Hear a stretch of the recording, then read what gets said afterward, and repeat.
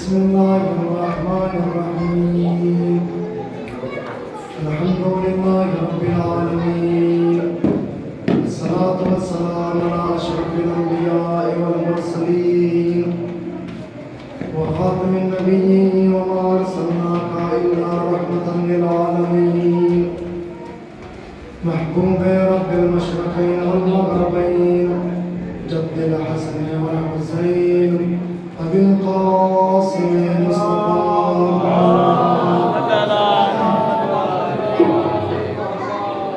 اللهم صل وسلم وزد وبارك على صاحب الدعوة النبوية والسنة الحيدرية والعصمة الفاطمية والعلم الحسنية والشجاعة الحسينية والعبادة السجادية والمعصر الباقرية والآثار الجعفرية والعلوم القاضمية والحجج الفقهية والجود التقوية والنقاوة النقوية والهيبة العسكرية والغيبة الإلهية القائمة عليه السلام ولعنة الله على أعدائهم أجمعين من يومنا هذا إلى قيام يوم الدين أما بعد قال الله تبارك وتعالى في محكم كتابه المجيد وفرقانه الحميد وقوله الحق بسم الله الرحمن الرحيم أقم الصلاة لغروب الشمس إلى غسق الليل وقرآن الفجر إنا قرآن الفجر كان مشهودا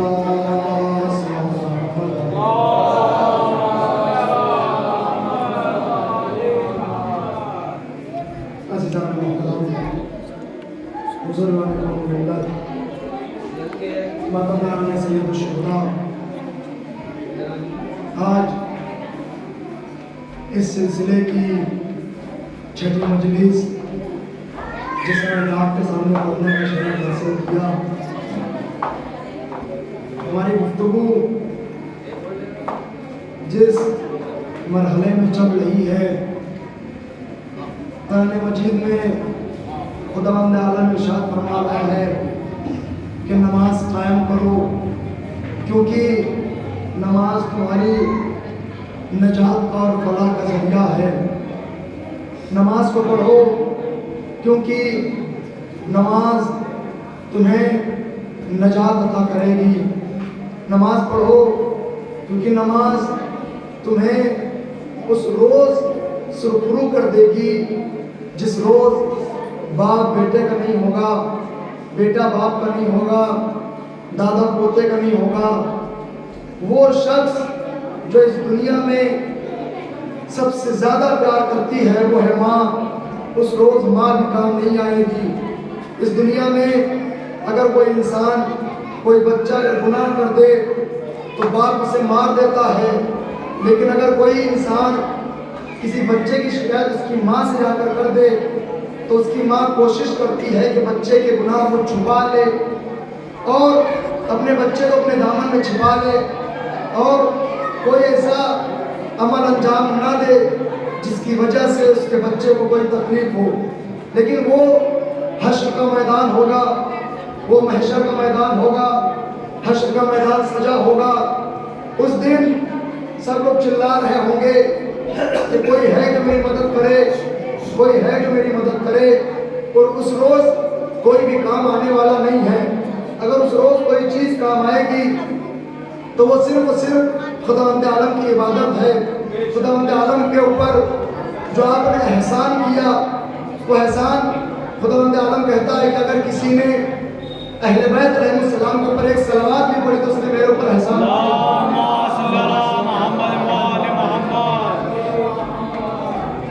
تو اگر انسان نے نماز قائم کی ہے, روزے رکھے ہیں, تو اس روز خداوند عالم کہے گا کہ اے فرشتوں اس کی نمازوں کو تولو, اے فرشتوں اس کے روزوں کو جائزہ لو, اے فرشتوں اس نے جو خمس نکالا وہ ذرا یہ دیکھو حلال پیسوں میں تھا یا حرام پیسوں میں, اس نے جو زکوٰۃ ادا کی ہے یہ دیکھو, اس نے جو گیہوں جو اگائے تھے کسی کی غصب زمین تو نہیں تھی.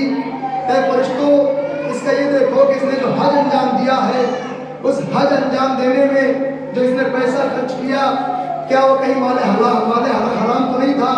اے فرشتوں، یہ دیکھو کہ یہ دنیا میں تھا، اس کے بچے اس کے سامنے تھے، اس نے اپنے بچوں سے، اس نے اپنے محلے میں، اس نے اپنے اندر امر بالمعروف کی یا نہیں کی، نہی عن المنکر کی یا نہیں کی؟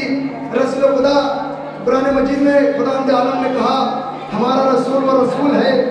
نبی نے لوگوں سے پوچھا ذرا یہ بتاؤ کہ جب میں نبی نہیں تھا، جب میں نے نبوت کا اعلان نہیں کیا تھا، کیا تب تم نے میرے اندر کوئی عیب دیکھا، کوئی ایسا عیب دیکھا؟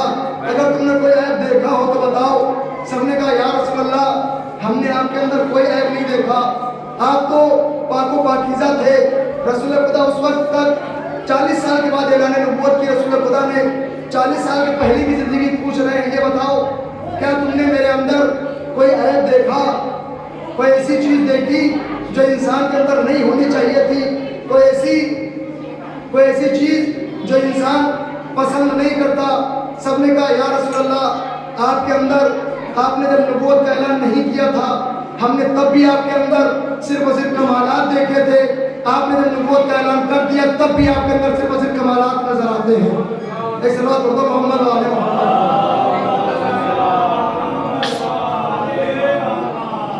صرف اور صرف کمالات نظر آتے ہیں۔ اسی لیے اگر آپ بھی دیکھیں دنیا میں تو قسم دو لوگوں کی کھائی جاتی ہے۔ ایک تو وہ انسان کہ جو بے عیب ہو، جس کے اندر کوئی عیب نہیں پایا جاتا، انسان اس کی قسم کھاتا ہے۔ اور ایک چیز ہے جو چیز بالا تر ہو، جو چیز بالا ہوتی ہے، جو چیز اوپر ہوتی ہے، جو چیز بلندی پہ ہوتی ہے، انسان اس کی قسم کھاتا ہے۔ ابھی آپ دیکھیں پہلے کے زمانے میں، ابھی کا تو نہیں پتہ لیکن پہلے کے زمانے میں، ابھی 40-50 سال پہلے بھی اگر آپ اٹھا کر دیکھیں تو لوگ کہتے تھے آپ کے سر اقدس کی قسم۔ سر کی قسم کیوں کھاتے تھے؟ چونکہ سر سب سے اوپر ہے، سب کا سردار ہے، سب کا ہیڈ ہے، اس لیے لوگ کیا کہتے تھے آپ کے سر اقدس کی قسم، آپ کے سر کی قسم۔ لوگ سر کی قسم کھاتے تھے کیونکہ وہ سب سے بلند ہے۔ رسول خدا کے لیے قرآن مجید میں خدا عالم نے کہا اے رسول، آپ کی پوری زندگی کی قسم، بہت توجہ چاہ رہا ہوں، آپ کی پوری زندگی کی قسم، خدا عالم قسم کھا کے یہ بتا رہا ہے سن لو، زندگی یہ رسول کی پوری زندگی، چاہے وہ ہجرت سے پہلے کی ہو، چاہے ہجرت کے بعد کی ہو، چاہے نبوت کے پہلے کی ہو، چاہے نبوت کے بعد کی ہو، رسول کی پوری زندگی کل بھی بے عیب تھی، رسول کی پوری زندگی آج بھی بے عیب ہے۔ ایک صلوات پڑھ دو محمد و آل محمد۔ تو خدا عالم نے رسول خدا کی قسم کھائی، اے رسول تمہاری پوری زندگی کی قسم، اے رسول تمہاری پوری زندگی کی قسم۔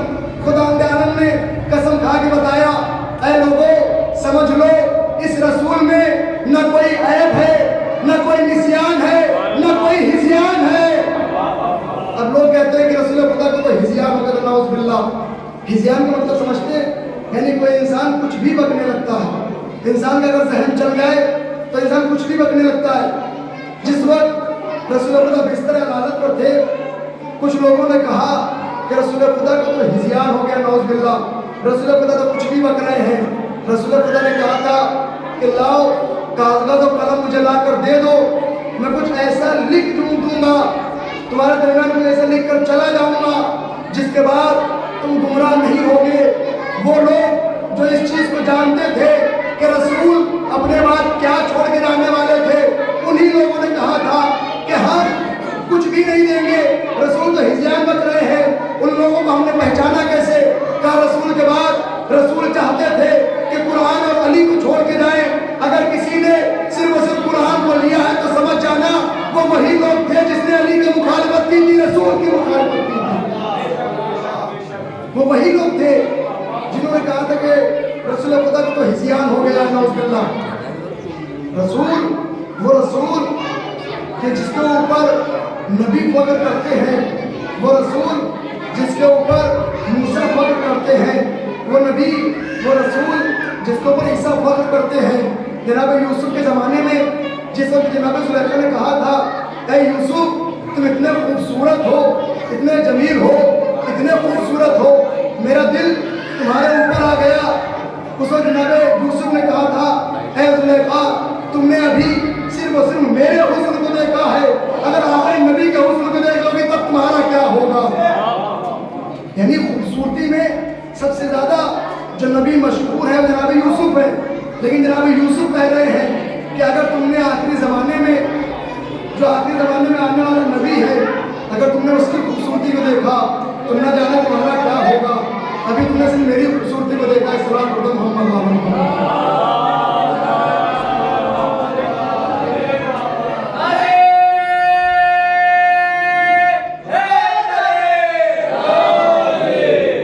رسول خدا کی زندگی ایک آئیڈیل ہے, ایک نمونہ ہے.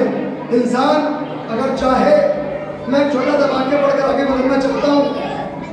ایک زمانے میں رسول خدا کے زمانے میں مکے کے شہر میں 7 سال کا قحط پڑ گیا. کتنے سال کا؟ 7 سال کا قحط. قحط کسے کہتے ہیں؟ کیا قحط اسے کہتے ہیں کہ 7 سال کا لگاتار بارش نہ ہو. اگر کسی گاؤں میں, کسی قصبے میں یا کسی شہر میں, کسی ملک میں اگر 7 سال تک اگر بارش نہ ہو تو اس شہر کی کیا حالت ہوگی. نہ کوئی دانہ اڑ رہا تھا, نہ کوئی آبادی ہو رہی تھی, نہ کوئی انسان پانی سے پی پا رہا تھا. روایات کے جملے ہیں, اس زمانے میں ماؤں نے ایک ٹائم کا کھانا کھانے کے لیے, صرف ایک وقت کا کھانا کھانے کے لیے اپنے بچوں کو بیچ دیا تھا کہ ہمارے بچوں کو تم خرید لو, ہمیں ایک وقت کا کھانا دے دو. اس زمانے میں لوگ اپنے اپنے خداؤں سے دعا کر رہے تھے, اے خدا بارش کر دے, اے خدا بارش کر دے. کون خداؤں سے؟ کوئی لات سے مانگ رہا تھا, کوئی عزا سے مانگ رہا تھا, کوئی منات سے مانگ رہا تھا. سب اپنے اپنے خداؤں سے, جنہوں نے اپنے اپنے بت بنا رکھے تھے, سب اپنے اپنے خداؤں سے دعائیں مانگ رہے تھے. جب دیکھا, جب تھک ہار کے جب بیٹھ گئے تو اب آئے جناب ابو طالب کی خدمت میں. اے ابو طالب تم اپنے خدا سے دعا مانگ دو. بہت توجہ چاہیے. اے ابو طالب تم اپنے خدا سے دعا مانگ دو, اپنے خدا سے. اس کا مطلب یہ ہوا مشرکوں کا خدا اور تھا, ابو طالب کا خدا اور ہے. ایک سلام پڑھو محمد و آل محمد.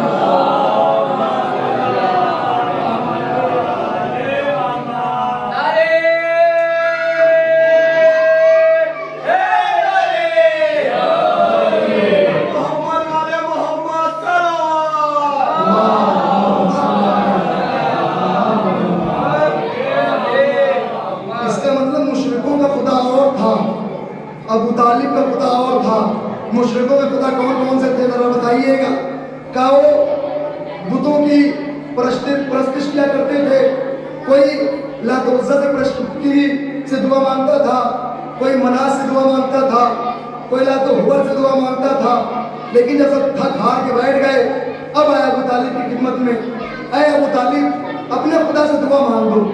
جناب ابو طالب نے کہا ٹھیک ہے ہم دعا مانگیں گے, لیکن ایک شرط ہے. کیا شرط کیا ہے؟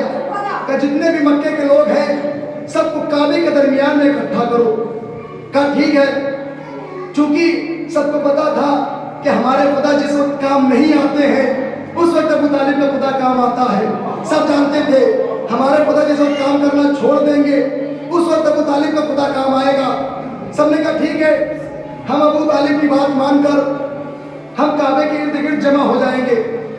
مکے کے تمام سرداران, تمام بڑے بڑے لوگ, ایسے ایسے لوگ جو کبھی کسی کو منہ لگانا بھی پسند نہیں کرتے تھے, ایسے ایسے لوگ کعبے کے درمیان آ کر اکٹھا ہو گئے.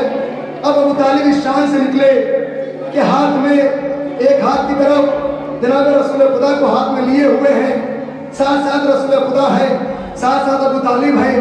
چچا اور بھتیجے دونوں کعبے کی طرف چلے. لوگوں نے دیکھا, کیا دیکھا؟ لوگ کہتے ہیں کہ ہمیں ایسا لگ رہا تھا جیسے ایک ساتھ میں چاند اور سورج آ رہے ہو. ہمیں ایسا لگ رہا تھا جیسے ایک ساتھ میں چاند اور سورج آ رہے ہو.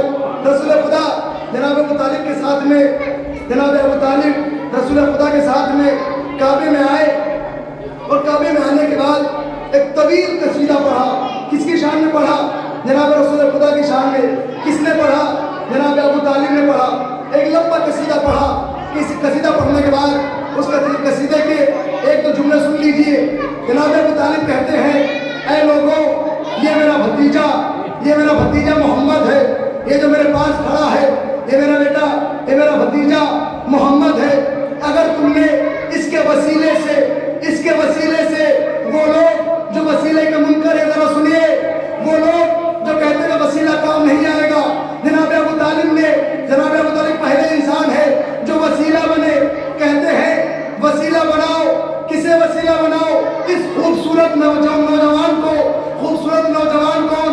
कहा मोहम्मद अभी नबी नहीं बने, अभी नबी नहीं है, कहा इनके वसीले से दुआ मांगो। अभी इनके वसीले से दुआ मांगी गई थी।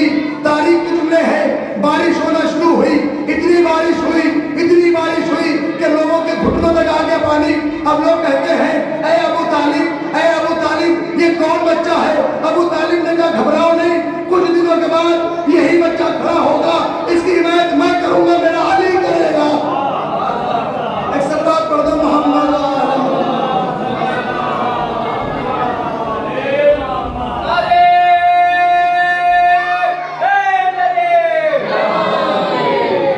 घबराओ नहीं, ये मोहम्मद है।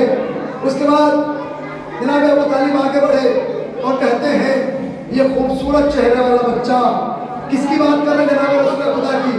ये खूबसूरत चेहरे वाला बच्चा, अगर इसके वसीले से दुआ मांगी जाए तो कभी रद्द नहीं होगी। लोगों ने दुआ मांगी, लोगों ने वसीला बनाया, लोगों की दुआ कबूल हुई। जनाब अबू तालिब ने दुआ की, दुआ कबूल हो गई। अब जब दुआ कबूल हो गई, बारिश हो गई, तो अब सब लोग अपने अपने घरों को चले गए। अब सब लोग अपने घरों को जा रहे हैं। अब चूंकि जनाब रसूल खुदा छोटे थे, नौजवान थे, कमसिन थे, जनाब अबू तालिब ने रसूल खुदा को उठाकर अपने कंधों में बिठा लिया। बहुत तवज्जो चाहिए। उठाकर अपने कंधों में बिठा लिया। जैसे अपने कंधों में बिठाकर अभी चले थे, लोगों ने सवाल कर दिया, या रसूल अल्लाह, आज अबू तालिब ने आपको कंधे में बिठाया, इसका बदला क्या देंगे? रसूल खुदा ने कहा घबराओ नहीं, आज अबू तालिब ने मुझे कंधे में बिठाया, मैं कल को फतेह मक्का के दिन इन्हीं के बेटे अली को अपने कंधे को उठा के करूंगा। अली तुम भी तोड़ो। सल्लल्लाहु अलैहि मोहम्मद।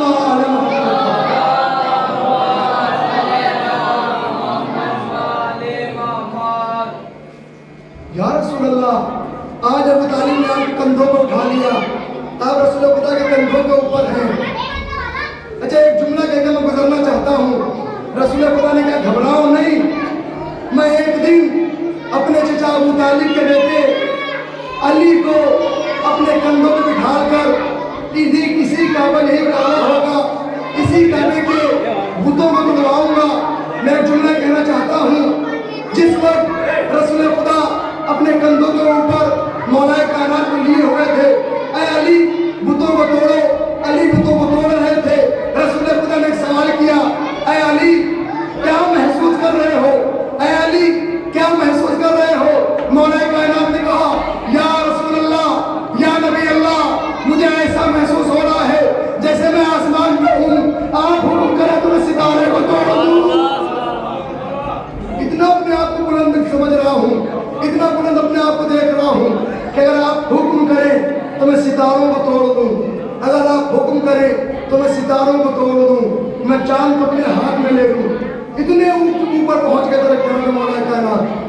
किसके दोष पर सवार हुए थे? क्या रसूल खुदा के। रसूल खुदा ने सिर्फ एक दिन नहीं उठाया, बहुत तवज्जो चाहिए। रसूल खुदा ने सिर्फ एक मर्तबा नहीं उठाया, एक मर्तबा और उठाया। जब हज करके वापस आ रहे थे, हाथों में उठाया, मन कुंतो मौला फहाज़ा अलीयुल मौला, मन कुंतो मौला फहाज़ा अलीयुल मौला। तो एक जगह नहीं उठाया, जनाब अबू तालिब ने एक जगह उठाया था। रसूल खुदा ने कई जगहों को उठाया। सलात पढ़ो मोहम्मद वाले।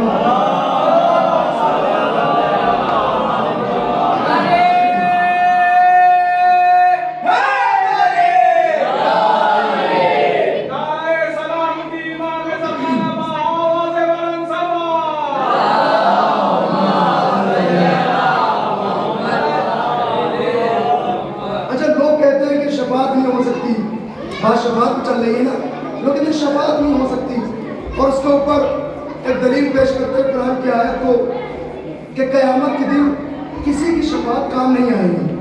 قرآن مجید میں یہ آیت ہے، موجود ہے. ہم بھی اس چیز کا اقرار کرتے ہیں کہ قرآن مجید میں یہ آیت موجود ہے کہ اس روز کسی کی شفاعت کام نہیں آئے گی. لیکن اسی قرآن مجید میں خداوند عالم نے کہا کہ اس روز کسی کی شفاعت کام نہیں آئے گی الا باذن، سوائے اس کی جس کو خداوند عالم اذن دے دے، جس کو خداوند عالم اجازت دے دے. اگر کسی کو خداوند عالم نے اجازت دے دی تو اس کا مطلب کیا ہوا؟ اس کی شفاعت کام آئے گی. تو اذن کس کو دے گا؟ تین آیتیں ایسی ہیں، اگر کسی کو چاہیے تو میرے کمرے پہ آ جائے، میں اسے تینوں آیتیں سنا کے دے دوں گا.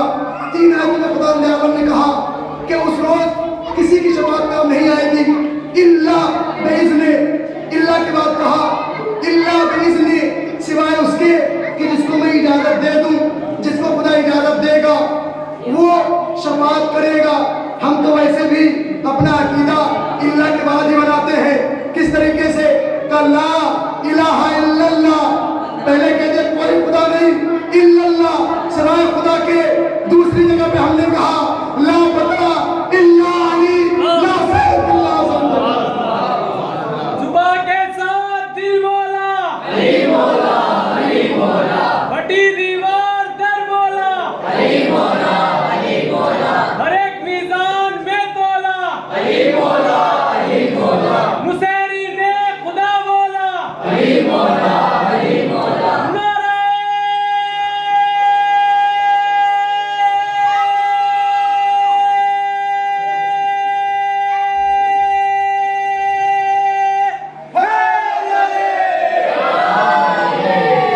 زندہ باد، سلامت رہیے. ہم تو اپنا عقیدہ ہی اللہ کے بعد بناتے ہیں. ہم تو اپنا عقیدہ ہی اللہ کے بعد بناتے ہیں. تم نے صرف ایک آیت کا ٹکڑا لے لیا، جس طریقے سے خدا نے قرآن مجید میں کہا لا تقربوا الصلاۃ، نماز کے قریب مت جاؤ. ہم نے صرف اتنی آیت لے لی، اس کے بعد کی آیت نہیں دیکھی. اس وقت مت جاؤ کہ جب تم نشے کی عالم میں ہو، اس وقت نماز کے قریب نہ جاؤ. لیکن لوگوں نے کیا سمجھ لیا؟ لا تقربوا الصلاۃ، نماز مت پڑھو، نماز مت پڑھو، نماز کے قریب مت جاؤ. انہیں آگے کی آیت نہیں دکھی کہ نماز کے قریب کب مت جاؤ؟ جب نشے کے عالم میں ہو. اسی طریقے سے لوگوں کو صرف یہ دکھا کہ خداوند عالم اس روز کسی کی شفاعت کام نہیں آئے گی، صرف اور صرف خدا کی شفاعت کام آئے گی. اس کے بعد جو خداوند عالم نے کہا الا باذن، انسان نے اس کو نہیں دیکھا.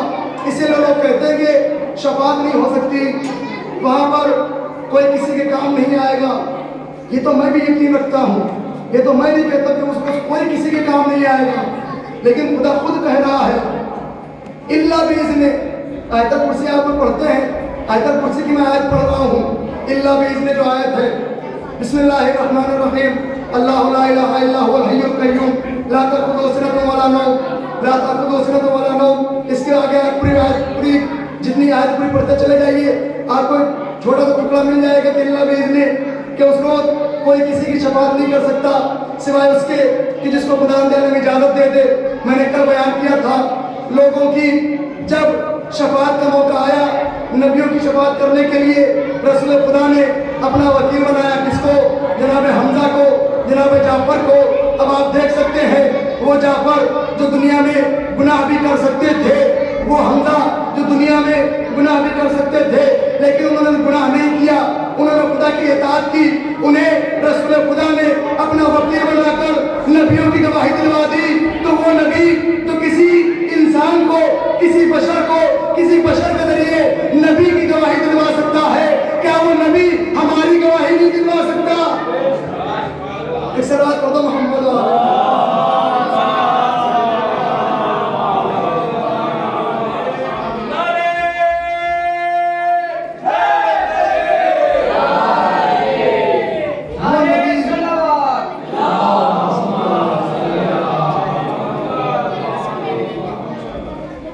وہ نبی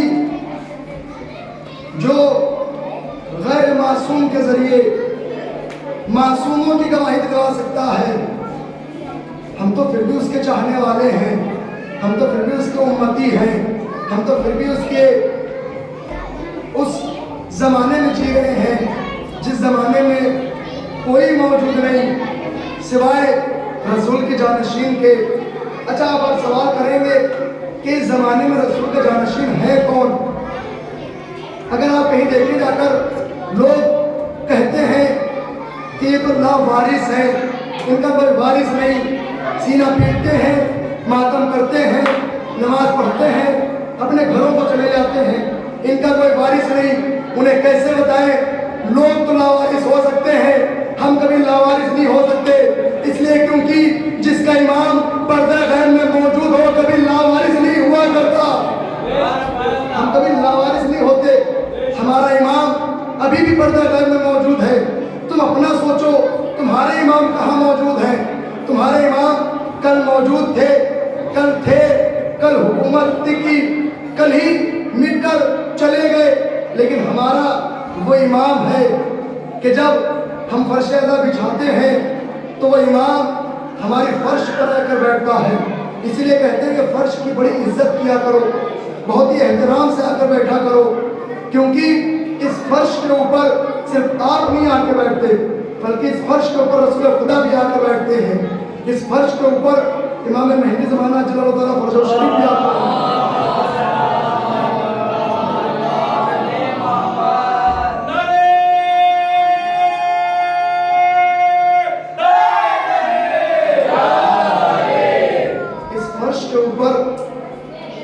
मासूम नबी आकर बैठते हैं।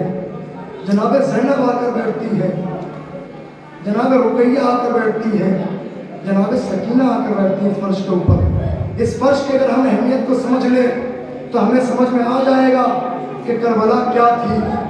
लोग आज़ादारी तो कर लेते हैं, लेकिन आज़ादारी किस वजह से कर रहे हैं वो मकसद भूल जाते हैं। आज़ादारी करने की सिर्फ और सिर्फ वजह क्या है कि इमाम हुसैन अलैहिस्सलाम के गम को जिंदा करना और उनका जो पैगाम था उस पैगाम को पहुंचाना। हम अपने बच्चों तक उस पैगाम को पहुंचाएं जो पैगाम इमाम हुसैन अलैहिस्सलाम चाहते थे। वो चाहते थे कि नाना का दीन बचे। अब नाना का दीन देखोगे, नाना का दीन है क्या? अगर नाना का दीन देख लिया, नाना के दीन को अगर समझ लिया तो रसूल खुदा का मकसद भी, इमाम हुसैन अलैहिस्सलाम का मकसद भी समझ में आ जाएगा। रसूल खुदा का दीन क्या था? कि रसूल खुदा दीन लेकर आए थे। दीन में से नमाज थी, रोज़ा था, हज था, खुम्स था। तो आप पूरी दुनिया में देखते हुए चले जाइए, अगर नमाज जिंदा है तो मतलब मकसद हुसैन जिंदा है, अगर रोज़ा जिंदा है तो मकसद हुसैन जिंदा है, अगर हज जिंदा है तो मकसद हुसैन जिंदा है, अगर नमाज जिंदा है तो मकसद हुसैन जिंदा है, अगर अदादारी जिंदा है तो मकसद हुसैन जिंदा है। अब आप देख लीजिए जाकर पूरी दुनिया में अगर कहीं पर आपको यजीद के नाम की कोई एक ईंट भी मिल जाए तो समझ जाना यजीद जीता। अगर हुसैन के इमाम बारगाह मिल जाए तो हुसैन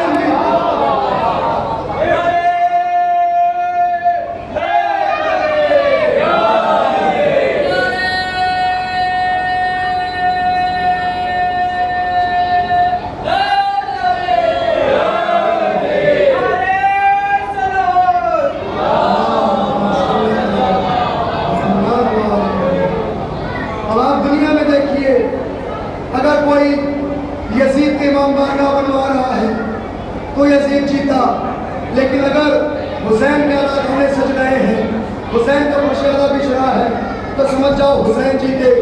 अगर दुनिया में कोई यजीद का नाम ले रहा है अच्छाई के नाम पर तो समझ जाओ यजीद जीता। लेकिन अगर हर जगह पर या हुसैन या अब्बास या अलमदार या अली अकबर की सदाएं बुलंद हो रही है तो समझ जाओ इमाम हुसैन अलैहिस्सलाम जीते। आखिर हुसैन के जीतने का और क्या सबूत लोगे?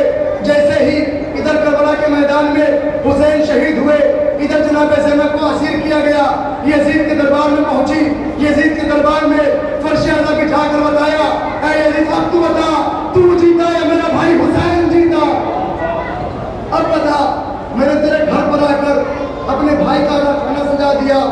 लोग उस जमाने में, जिस जमाने में लोग कहते थे ये बागी हैं, इन्होंने बगावत की थी, यजीद ने लश्कर भेजकर इनको कत्ल कर दिया। ان کے بھائی کو مار دیا، ان کے بیٹوں کو مار دیا، ان کے ہر بچے کو مار دیا۔ اسی زمانے میں، اسی شام میں جناب زینب نے جس وقت عزا خانہ بچھایا، روایات کے جملے ہیں، تاریخ بیان کرتی ہے کہ جس وقت عزا خانہ سجا، اس وقت شام کی وہ عورتیں جو ابھی تک کہہ رہی تھی کہ یہ باغی ہیں، یہ باغی ہیں، ان کو پتھر مارو، وہی عورتیں عزا خانے پر آ کر بیٹھ کر بتاتی ہے، اے زینب گھبرانا نہیں، ہم تمہارے ساتھ ہیں، ہم تمہارے ساتھ ہیں۔ اس کا مطلب کیا ہوا؟ مطلب جناب زینب نے پیغام کو لوگوں تک اتنا پہنچا دیا تھا کہ شام کی بھی عورتیں کہنے پر مجبور ہو گئی، اے زینب تمہارا بھائی جیتا، یزید ہار گیا۔ شام کی بھی عورتیں کہنے پر مجبور ہو گئی، اے زینب تمہارا بھائی جیتا، یزید ہار گیا۔ اس زمانے میں شام کا بادشاہ کون تھا؟ یزید تھا۔ اگر یزید چاہتا تو عورتوں کو مار بھی سکتا تھا، لیکن چونکہ وہ دیکھ رہا تھا اگر اب ہم نے ان کو اور زیادہ اسیر کیا، اور زیادہ زندان میں رکھا، تو لوگ، اسی کے دربار کے لوگ اس کو قتل کر دیں گے۔ اسی وجہ سے یزید نے کہا کہ اے سید سجاد، اگر تم چاہتے ہو تو تم یہاں رک جاؤ، اگر چاہتے ہو تو کربلا چلے جاؤ، اور اگر چاہتے ہو مدینہ جانا تو مدینہ چلے جاؤ۔ ہم روکنے کے لیے اب نہیں کہیں گے کہ تم رک جاؤ یا تمہیں قید نہیں رکھیں گے۔ لیکن اس زمانے میں جناب زینب کو اور سید سجاد کو وہ پیغام پہنچانا تھا جس پیغام کے لیے حسین کربلا گئے تھے، اور اس پیغام کو پہنچایا، اور جو حق تھا پہنچانے کا اس حق کے ساتھ پہنچایا۔ اسی لیے مدینے میں جناب سید سجاد کسی کو بھی اگر دیکھتے تھے اسے پکڑ کر بٹھاتے تھے، اور اس کے سامنے امام حسین علیہ السلام کی مصائب بیان کیا کرتے تھے، کربلا کی مصائب بیان کیا کرتے تھے۔ لوگ کہتے تھے کربلا میں ایسا کیا ہو گیا، جناب سید سجاد میں بتاتے تھے۔ اسی لیے کربلا ابھی تک زندہ ہے، چونکہ کربلا کے مقصد میں امام حسین علیہ السلام کے ساتھ ساتھ جناب زینب شریک تھی۔ جہاں امام حسین علیہ السلام کو اپنی قربانی دینی تھی، وہیں پر جناب زینب قربانی کو زندہ رکھنا تھا۔ اسی قربانی کو جناب زینب نے زندہ رکھا۔ ایک صلاۃ پڑھو محمد و آل محمد۔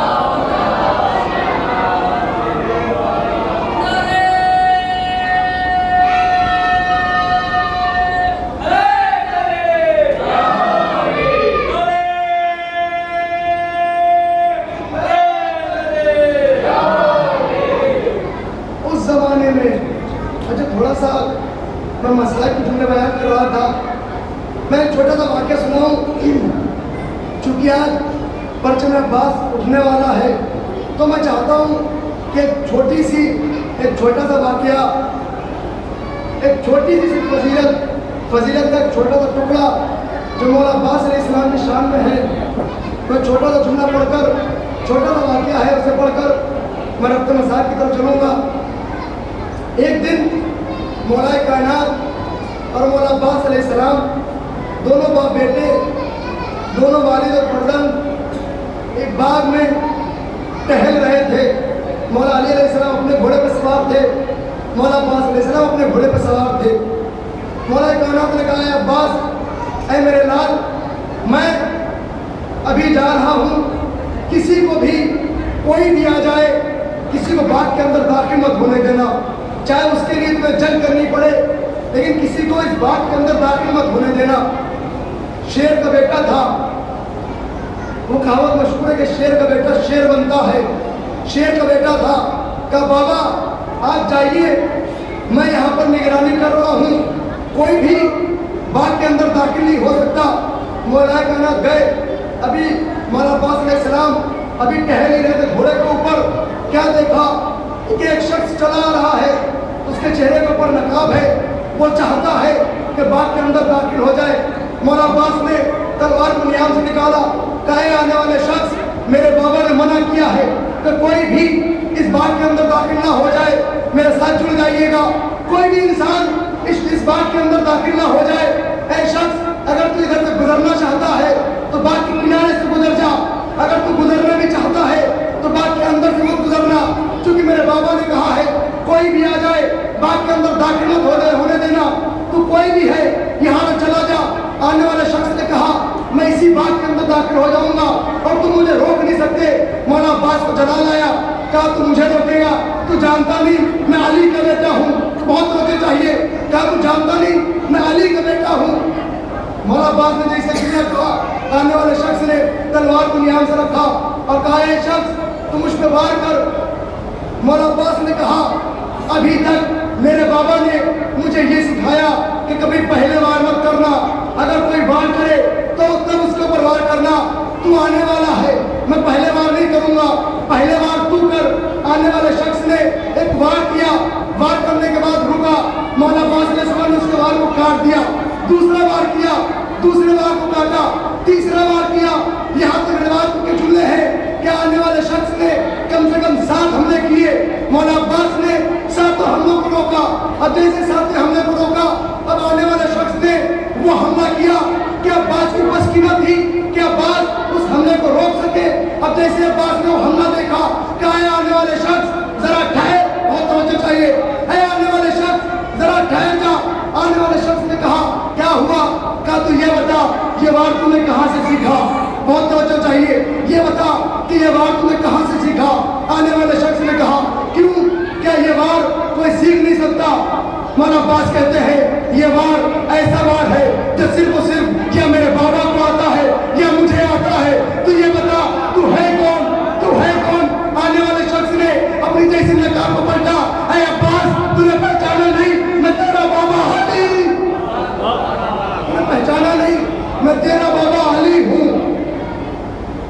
اس وقت مولا کائنات نے شاباشی دی، اے بیٹا میں نے ایسے وار کیے تھے کہ کوئی بھی ہو اسے روک نہیں سکتا تھا، لیکن چونکہ تم میرا بیٹا ہے، تم میرا فرزند ہے، اسی لیے تو نے میرے 7 حملوں کو روکا۔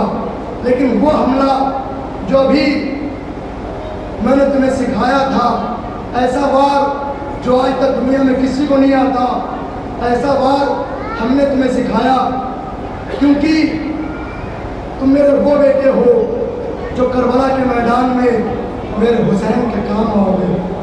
اے عباس ذرا دھیان رہے کہ کربلا کا وہ منظر ہوگا، تم میرے فرزند ہو اور حسن و حسین رسول کے فرزند ہیں، ذرا اپنے بھائی حسین سے خبردار رہنا، ہمیشہ ان کا بازو بن کے کھڑے رہنا۔ آج 5 محرم ہو گئی، 2-4 جملے مولا عباس علیہ السلام کی بارگاہ میں ہدیہ کروں گا، لیکن اس سے پہلے ہمارے یہاں آج کی تاریخ میں جناب اولو محمد کے مسائل پڑھے جاتے ہیں۔ کون اولو محمد؟ وہ اولو محمد جو عبداللہ کے بیٹے ہیں، وہ اولو محمد تو جو جناب زینب کے فرزند ہیں۔ ایک مرتبہ جناب زینب نے جیسے ہی آواز سنی کہ لوگ جا رہے ہیں شہید ہو کر آ رہے ہیں، لوگ جاتے ہیں شہید ہو کر آتے ہیں، ایک ایک کا لاشا آ رہا ہے، ایک ایک کا لاشا حسین اٹھا کر لا رہے ہیں، جناب اللہ خدا کو کوئی غم نہ دے سوائے غم مظلوم کربلا کے۔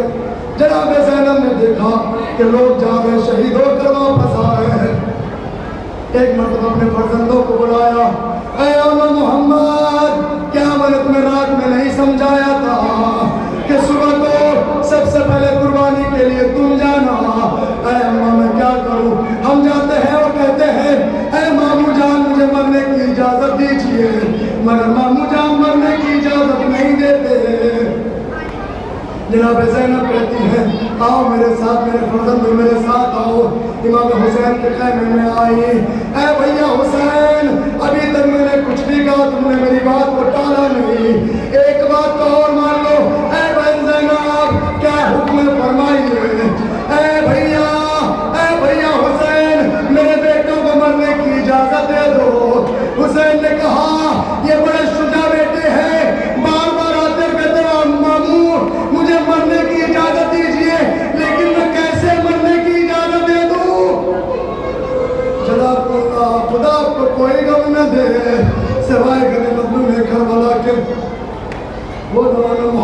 इजाजत मिली। और मोहम्मद ने आपस में बात की, ऐ औन तुम मैसरे पे हमला करना, ऐ मोहम्मद तुम मैमने पे हमला करना। दोनों भाइयों ने मशवरा किया, हमला करना शुरू किया। अब जैसे हमला करना शुरू किया, खैमों में आवाज गूंजी, ऐ ज़ैनब, ऐ शहज़ादी ज़ैनब, तुम्हारे बच्चों ने फुरात पर कब्जा कर लिया। ऐ शहज़ादी मुबारक हो, आपके बेटों ने फुरात पर कब्जा कर लिया। जनाब ज़ैनब ने मुसल्ला बिछा दिया। परवरदिगार मेरी लाज रख लेना, मेरे बेटे पानी न पी ले। जज़ाकल्लाह, खुदा को कोई गम न दे सिवाय गमे मंदों में करबला के। परवरदिगार मेरी लाज रख लेना, मेरे बच्चे पानी न पी ले, वरना मैं अपनी माँ फातिमा को क्या मुंह दिखाऊंगी। लड़ाई करते रहे, दोनों बच्चे जंग करते रहे। कभी मैमना पे वार किया, कभी मैसरे पे वार किया। दोनों बच्चे जंग करते करते एक मकाम पे पहुंचे कि दोनों बच्चे आपस से जुदा हो गए। कौन एक तरफ हो गए, मोहम्मद एक तरफ हो गए। अब जैसे दोनों भाई जुदा हुए, लोगों ने कहा ये ऐसे बच्चे हैं जिनको मारना आसान नहीं, जरा सब मिल के वार करो। किसी ने आवाज दी कि और मारे गए, किसी ने आवाज दी मोहम्मद मारे गए। जैसे मोहम्मद ने आवाज सुनी, दोनों भाई जैसे एक दूसरे को देखने के लिए बढ़े। जालिमों ने हमला किया, किसी ने तलवार मारी, किसी ने मैदा मारा। छोटे छोटे बच्चे थे, अपने घोड़ों पे न समझ सके, ऐ मामू जान मेरी मदद के लिए आइए। खुदा को कोई गम न दे सिवाय मंजूर में करबला के। ऐ मामू मेरी मदद के लिए आइए, ऐ मामू मेरी मदद के लिए आइए। दोनों बच्चों ने आवाज दी, एक तरफ से हुसैन बढ़े, एक तरफ से अब्बास बढ़े। दोनों भाई अब्बास और हुसैन दोनों भाई मक्तल में पहुंचे। एक भाई ने कौन को उठाया, एक भाई ने मोहम्मद को उठाया। हसन और हुसैन जैसे दोनों भाई, वो और मोहम्मद जिनको जनाब ज़ैनब ने बड़ी आस से पाला था। जैसे मोहम्मद के लाशें आए, जनाब ज़ैनब ने मोहम्मद के लाशें देखे, एक जुमला कहा, ऐ अब्बास जरा ये बताओ मेरे बच्चों ने पानी तो नहीं पिया। जज़ाकुमुल्लाह, खुदा को कोई गम न दे सिवाय गमे मजलूम में करबला के। जनाब ज़ैनब अपने बच्चों पे ना रोई, अपने बच्चों पे ना रोई। वो बच्चे जो बड़े प्यारे बच्चे थे, जनाब ज़ैनब ने दोनों बच्चों को देखा, खुदा का शुक्र किया।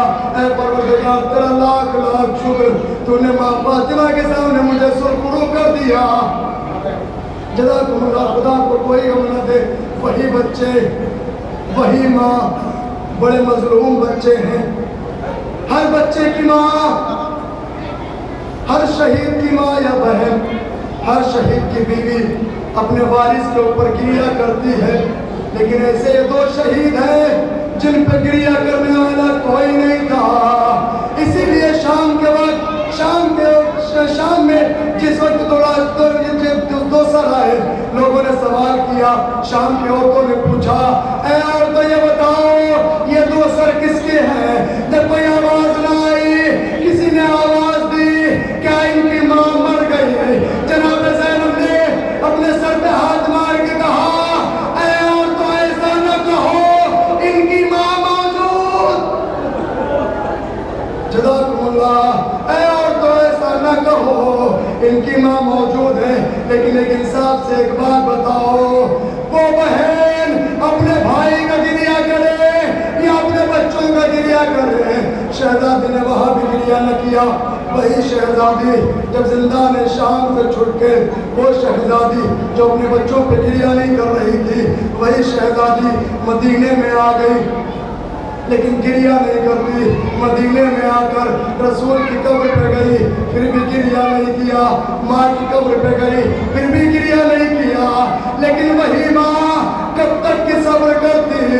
जैसे ही घर के अंदर दाखिल हुई, छोटे छोटे मुसल्ले देखे, हाय ओनो मोहम्मद।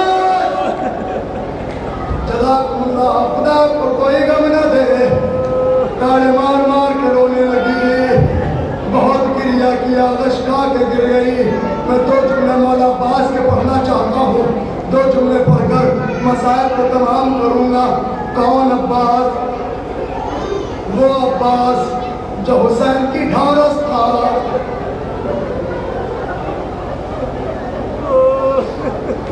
कौन अब्बास? वो अब्बास जो ज़ैनब की ढारस था। कौन अब्बास? वो अब्बास जिस पे सकीना को बड़ा नाज था। कौन अब्बास? वो अब्बास कि जब तक ये जिंदा था जनाब ज़ैनब ने कहा जब तक मेरा भाई अब्बास जिंदा है तुम्हारी रिदा छन्ने नहीं दूंगी। कौन अब्बास? वो अब्बास जिसके मरने से हुसैन की कमर टूट गई। कौन अब्बास? वो अब्बास जिसके मरने के बाद जनाब ज़ैनब कहती है ऐ बीवियों हमने जिस चीज का वादा किया था कि तुम्हारी चादरों का की अमानत भी थी आज से वो अमानत को वापस ले रही हूँ। अब मैं चादरों की हिफाजत नहीं कर सकती। मेरा अब्बास मारा गया। जज़ाकुमुल्लाह खुदा आपको कोई गम न दे सिवाय गम में करबला के। वो अब्बास जिस पे सब भरोसा किया करते थे, वो अब्बास जो लश्कर का लंबरदार था, वो अब्बास जिसके जीते जी किसी में इतनी हिम्मत नहीं थी कि वो ख़याम हुसैनी की तरफ देख ले। वो अब्बास मैं क्या क्या मसाइब पढ़ूं, इतना मजलूम शहीद है कि जब घोड़े से गिरा तो हाथ मौजूद नहीं थे। वो अब्बास कितना गरीब अब्बास है, कितना मजलूम अब्बास है। तारीख के जुमले हैं मौला अब्बास अलैहिस्सलाम का एक लक़ब अबुल फज़ल अब्बास अबुल फज़ल है। अगर कोई अब्बास का वास्ता देकर दुआ करे तो कभी दुआ को रद्द नहीं होती, कभी दुआ रद्द नहीं की जाती। हम दुआ कर रहे हैं परवरदिगार हम सब अज़ादारों को सलामत रखना। परवरदिगार उस अब्बास का वास्ता है जिसके शाने कलम कर दिए गए। अब्बास आते हैं ऐ आका मुझे मरने की इजाज़त दीजिए, मैं 2 जुमले मसाइब को पढ़ूंगा उसके बाद आपके मसाइब को तमाम करूं। ऐ अब्बास तुम तो मेरे लश्कर के अलमबरदार हो, तुम्हें कैसे मरने की इजाज़त दे दूं। अब्बास ने एक नजर घुमाई वो नजरा यमीन व शमाला। अब्बास ने एक मर्तबा दाएं देखा, एक मर्तबा बाएं देखा, हजरत की निगाहों से हुसैन को देखा।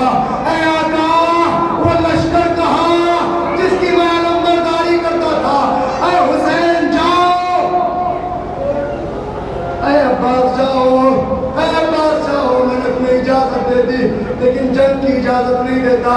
जाओ सकीना के लिए पानी लेकर आओ। अब्बास चले खैमे की तरफ देखा, सकीना से मश्क ली। अब्बास चले फुरात की तरफ चले। लोगों ने अब्बास को आते हुए देखा। क्या देखा? अब्बास आ रहे हैं। लोग डर की वजह से पीछे भागे। अब्बास ने फुरात पर कब्जा किया। मैं जल्दी जल्दी मसाइब को तमाम करूं। मैं उस अब्बास के मसाइब पढ़ रहा हूँ जो बड़ा गरीब है, जो बड़ा मजलूम है, जिसे जंग करने की इजाजत नहीं मिली। वो अब्बास जिसको तलवार उठाने की इजाजत नहीं मिली। वो अब्बास जिसे सिर्फ उसे एक नेज़ा देकर भेजा गया। अब्बास ने नेज़े के जरिए फुरात पर कब्जा किया, फुरात पर कब्जा किया। पानी भरा, पानी भरकर वापस आते थे किसी ने हमला किया। अब्बास का दाया शाना कलम हो गया। किसी ने हमला किया, अब्बास का बाया बाजू कलम हो गया। अब्बास अभी खैमे की तरफ दौड़ रहे हैं, किसी ने हमला किया।